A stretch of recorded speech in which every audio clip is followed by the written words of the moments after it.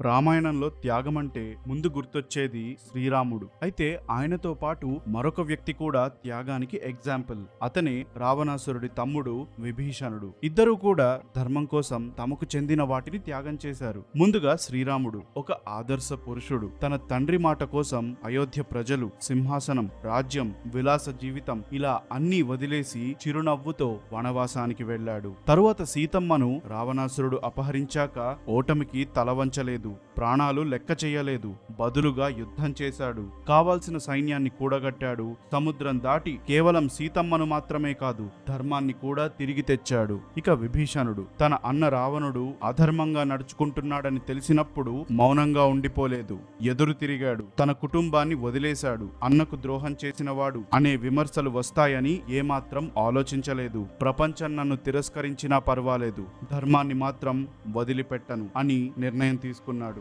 రాముడు తన విలాసాలు, హోదాలు వదిలేస్తే విభీషణుడు తన వాళ్లనే వదిలేసే పరిస్థితి వచ్చింది. ఒకరు రాజ్యం కోల్పోయారు, మరొకరు కుటుంబాన్ని కోల్పోయారు. ఇప్పుడు మీరు చెప్పండి, మీ ప్రిన్సిపల్స్ కి పరీక్ష ఏర్పడినప్పుడు మీరు ఎటువంటి త్యాగమైనా చేయడానికి సిద్ధంగా ఉంటారా? కంఫర్ట్స్ నుంచి మొదలుపెట్టి ఫ్యామిలీ వరకు ఏదైనా సరే వదులుకోగలరా? కమెంట్స్ లో చెప్పండి.